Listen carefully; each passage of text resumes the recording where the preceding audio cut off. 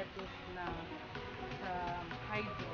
So, yung water siya, hindi siya directly dun sa usually yung nakikita natin lettuce yung nasa lupa. So, meron naman siyang lupa pero dito siya nilalagay sa cup. Ayan. So, yun yung way ng planting ng hydroponics. So, ayun. Kung gusto nyo bumili ng lettuce, punta lang kayo dito sa Diversion Road. Nasa likod lang siya ng Appreciate. And nandito siya sa mga front ng Andang Garden. So, thank you and hope you like my video and subscribe on my YouTube channel, Chili Travelicious Vlog. Thank you! Bye! We're here sa hydro farming ng lettuce dito sa Andang's Garden. So, ayan guys. Ito yung mga ano nila. Yan. Hydro ang way ng pagtatanim ng kanilang lettuce.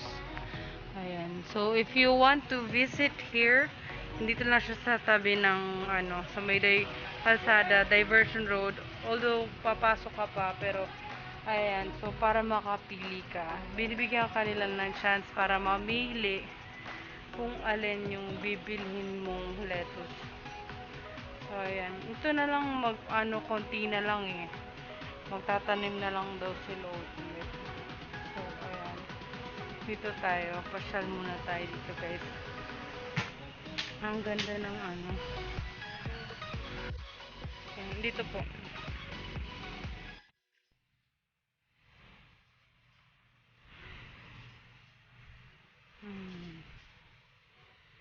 Ayan po. Dito po. Ini na lang po. Ito po. Opo, ina.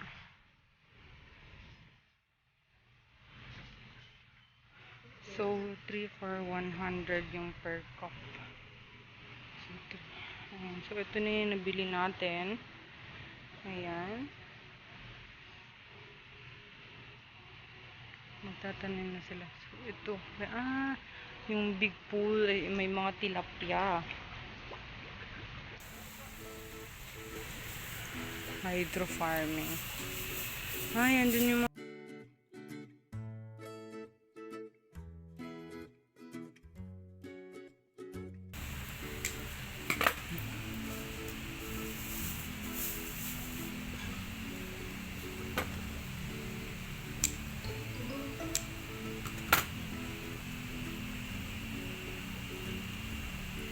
konti na lang talaga. Ano ko rin gusto nung ginakalmin ko? Gabi lamig gali. Lamig, ano? Bacon. Nagdagan ko na lang kaya yun. Diba si may magano? Nagdagan ko na lang po. Please.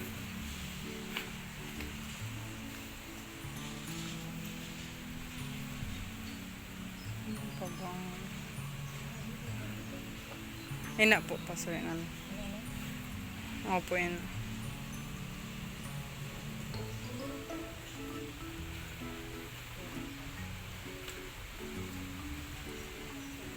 May some water.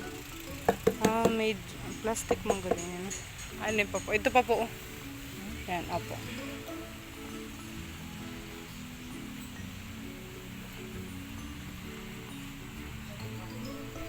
Sad po.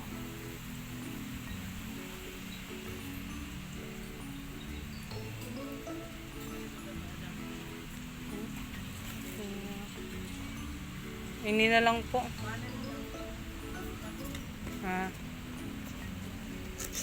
Ay, wow.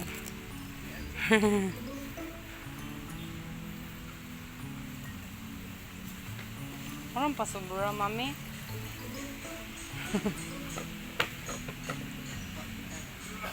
Thank you.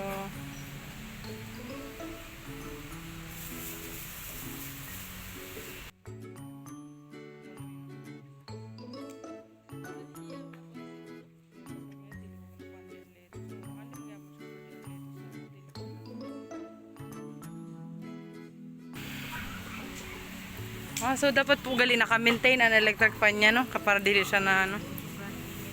Nagalayos.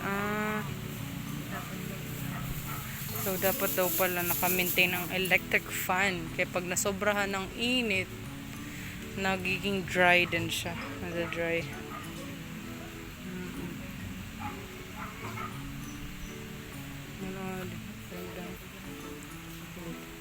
Salamat. Yes, nakakuha tayo ng ano. Sobra. Ah.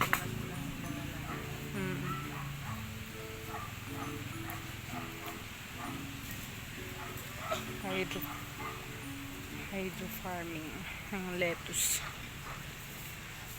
So, ayan siya guys, yung view niya sa labas. Mabilis lang siyang makikita. Nasa likod lang siya ng Active 8. Ayan. Exhaust. Ayan. Yung Active 8 nandyan sa harapan, dyan sa banda. Ayan. Let's go.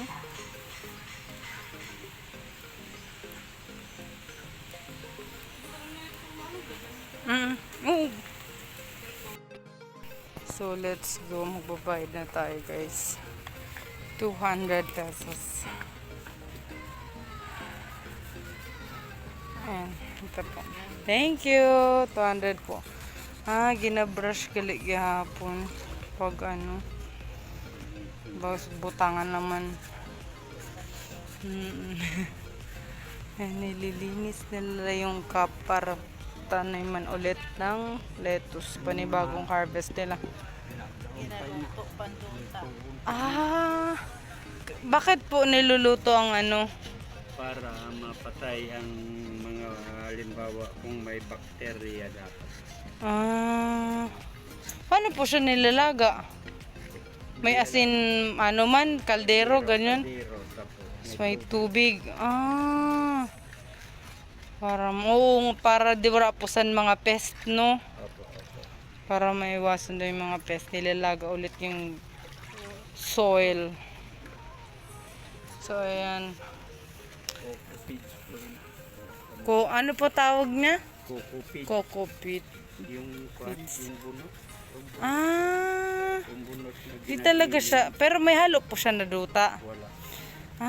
Coco peat pala siya, guys. Hindi pala siya soil. Yung galing sa ano. Para siyang soil, no? Pag nag-ano na. Sila na. Kaya nga. Iwas kami sa Mga, so ano po no, yung ano siya in an natural warasan mga fertilizers na ina-add. ang gamit din sa indahin ng pataba lang sa tanong. Opo. Fertilizer wala. Tubig. Tubig lang talaga. So mas safe siya, guys. Hindi ka mag-alanganin na ano. Mag-alanganin na pagkahugas mo na kainin agad kay ano siya. Wala siyang fertilizer. Duta lang. Amo nga ni po, naka-ano siya sa duta gayud. Duta na gayod. Gamitin kayo. Opo. Ipawan.